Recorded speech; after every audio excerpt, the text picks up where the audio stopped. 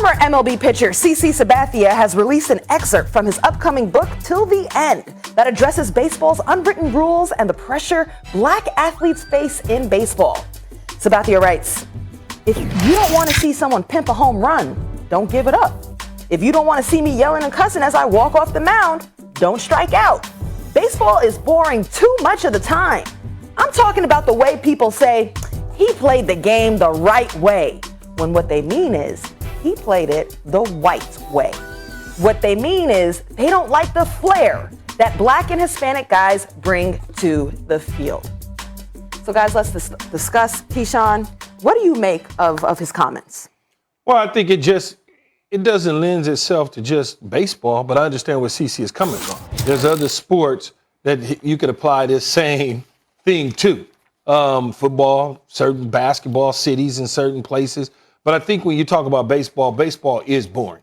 There's no question about it. I played baseball from the Little League all the way through high school. And I understand exactly where CC is coming from.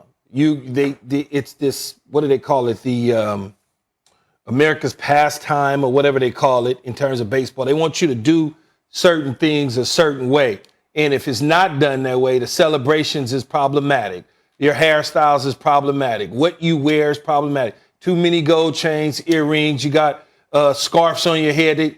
It all stems from everything that we've been doing and dealing with for a while in society as a whole. And I totally get what CC is playing. He has firsthand knowledge of it because he played in the major leagues. He's been a part of it. He's traveled to all of these different ballparks. I'm sure he's been brought to the side or talked about being fined for some of his antics on the mound, but we see it every single day. You think about Tatis in the flipping of the bat, the jogging or trotting around the bases. That's disrespectful. He shouldn't do that. He should run like a normal. When he hits a home run around the bases normal. All of those sort of things. So I'm with CC 100%. It's boring as hell. This is not like 1925. No, it's not that way. We are now living in 2022. Fast forward ahead. Hell, it could be 2023. It changes, man. This is not the same as it was once before. There are different minority groups playing Major League Baseball from all over the world, from different countries, everywhere. So it'll change just like everything else. It'll just be over time. That's all it is, huh?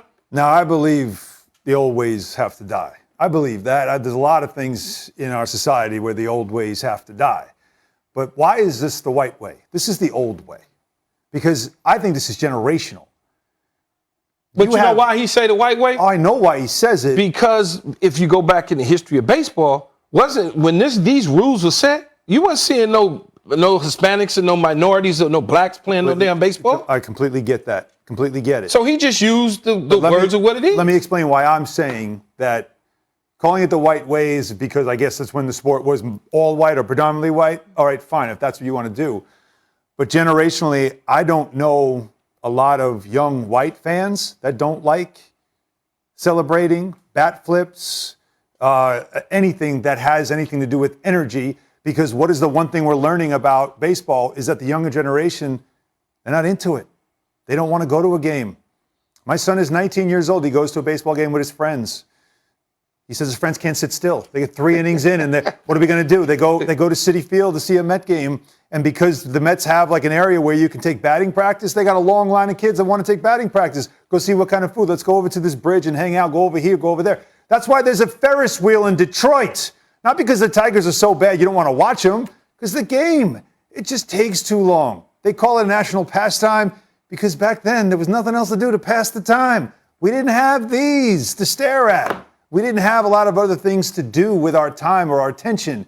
So it's a game that is a bit slow. So when you bring in something like a bat flip or some flair, even you want to go back in the day, Ricky Henderson just going to first base on a walk is boring. But Ricky Henderson on first base, that ain't boring. Because now it's like, watch Ricky. What's he going to do? Oh, he's dancing. Look, what's he going to do? The pitcher's sweating. The pitcher can't throw a pitch because he's paralyzed looking at Ricky Henderson. That stuff's out of the game now. We like the home run. Way too many of them. Alan, but the problem is the game has to change. And I think white, black, Hispanic, whoever, the next generation is begging for it, wants it. Alan, respectfully, I understand where you're coming from, but I think by making this about attention spans of the next generation or the quality of the game, you glaze over the bigger conversation that CC Sabathia is actually having in his book, where he's talking about feeling like you're getting further penalized because of his Black identity or minority identity. And I do think that it exists in sports, in life, the policing of things that are natural to minority culture, like the celebrations, the way Black people celebrate, or the way they show their discontent. I'm not glazing over it, Roz. What I'm doing and is they say that's too much showing out. I'm putting it in the past because myself, as a middle-aged white guy, I don't buy that. I don't believe in this idea of they shouldn't do that. Don't celebrate. But that's just. I love that. I think it's just you, and we need you're that. one of many different people that CC's talking about. You're only one, though. So you got to remove yourself from the equation. You work in sports. You know personalities. You know my personality. You know Roz's personality, Jay Will, Stephen A., whoever it is, right? You know us. So remove yourself from it. And then when you talk about from a generational standpoint, I can only speak to Black communities about baseball. Growing up, that was my first love, was baseball. Because I idolized the Darryl Strawberries of the world that grew up in my neighborhood, or the Chili Davises that went to my high school, or the Durrell Thomases, or the Eddie Murrays, or the Eric Davises, the Chris Browns that are all from Los Angeles. We had baseball fields in urban areas. Right now, it's all suburban. There are no baseball fields in the inner cities, especially in Los Angeles. There's soccer fields. You know, now baseball for youth in Los Angeles, probably the fourth sport: football, basketball, soccer, and then baseball, unless you go out to the suburbs. So we're not growing up playing baseball to bring our swag to the minor leagues or to college the way that we were years ago. It's not that way anymore. So CC's 100% right. And I started this whole conversation by saying it's just not in baseball. It's not in, think about it. You're right. I was scrutinized heavily for my sort of swag bringing in to the NFL in 1996. Hate to date myself, but that was a while ago. But think about it. I brought a whole different flair, something they never seen before. And then followed that copycats after that, I call them. Guys that tried to bring the swag and still ball out and do those things and didn't mind taking on the media. Now you look at it, it's not a problem at all. It's going to happen over time, but he's just speaking about his time in baseball. It's that old kind of... Yeah, and it's not something first of all, I didn't say he was wrong. No, I know. What I'm saying is like I looked at it as it's something that we know clearly needed to change, and I'm sure there's a lot of people that also agree with me. Needs to change that attitude of that's not something that should be in the game. No, it absolutely should be in the game. Shouldn't be in the game. Right? But that's what some people said. It's crazy, though. It was when Reggie Jackson was the straw that stirs the drink. Oh, that's bad for the game. Reggie Jackson, my first favorite player. Well, what the hell are you supposed to do if you're Reggie Jackson? Not stir the drink?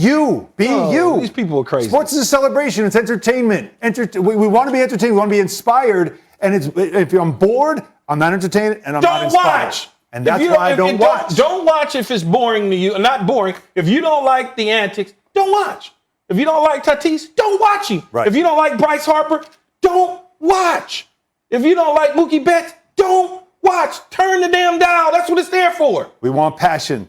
Passion in a sport is great. People are crazy. It's interesting, too, because also in that excerpt, CC said that he felt football players and basketball players had more freedom than Black and minority baseball players did. So it was interesting to hear your thoughts that you also felt that kind of pressure. All right, guys, let's take a break here. We've got a lot coming up next. The NFC West is absolutely loaded. Some say the Rams are favorites, but Keyshawn explains why he says not so fast. Talking the best in the West. Next.